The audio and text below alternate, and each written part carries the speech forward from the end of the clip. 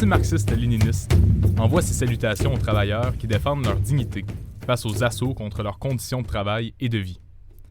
À peine sortis de la pandémie, les travailleurs sont confrontés à la hausse vertigineuse des prix qui sapent leur niveau de vie.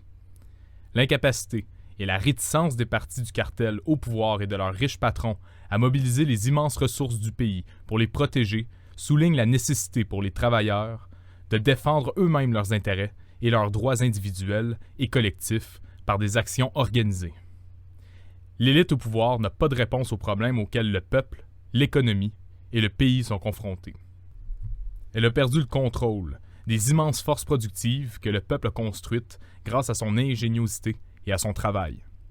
Face au chaos, à l'anarchie et aux guerres dans un monde qui semble échapper à tout contrôle, les travailleurs ont pris conscience qu'ils doivent s'avancer sur tous les fronts pour défendre leurs droits et leur dignité. De cette façon, non seulement ils expriment leur refus d'être des victimes, mais ils se prouvent également qu'ils sont capables de construire le nouveau et de gérer leurs propres affaires et celles de la nation. Le monde moderne ne peut continuer avec des intérêts privés aux commandes, soumis à la soif insatiable de profit maximum d'une minorité engagée dans une concurrence agressive. Le monde a besoin de coopération pour trouver un moyen d'avancer. Les travailleurs peuvent donner à l'économie, aux affaires politiques et au pays un but et un objectif qui correspondent aux conditions modernes de socialisation. Les travailleurs voient dans la pratique que la sécurité réside dans la lutte pour les droits de toutes et tous. Les individus peuvent trouver protection et dignité en s'unissant pour défendre leurs droits dans toutes les situations. En s'unissant et en menant des batailles pour résoudre les problèmes auxquels ils sont confrontés, ils acquièrent la confiance, la sagesse et un sens accru de la solidarité et de la responsabilité sociale pour ouvrir une voie vers l'avenir. Les élections de l'élite dirigeante sont une fraude.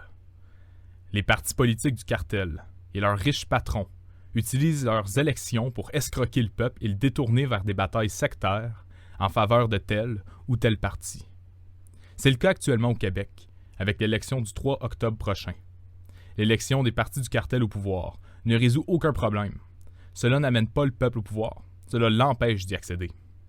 Il n'existe aucun mécanisme permettant de demander des comptes aux partis du cartel pour avoir trahi le peuple et ne pas avoir résolu les problèmes.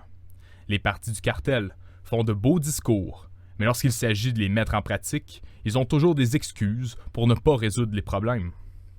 La fraude n'est pas seulement dans la faiblesse et l'hypocrisie des partis du cartel, elle est aussi dans les formes politiques archaïques qui portent au pouvoir des partis politiques et non le peuple.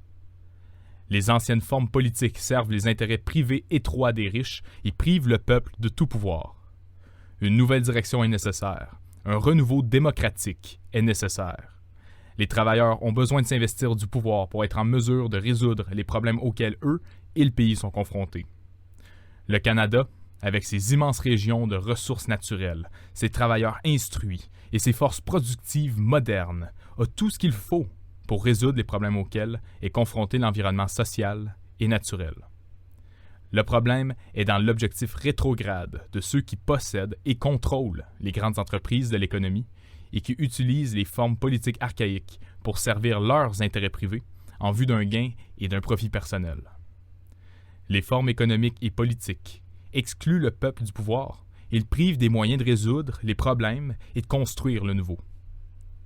Le Parti marxiste-léniniste appelle le peuple à reconnaître que nous vivons une conjoncture historique exceptionnelle où l'ancien est révolu et où le nouveau n'a pas encore vu le jour. Les forces productives de ce monde se sont développées au-delà de tout ce que les humains ont pu concevoir en termes de formes économiques et politiques.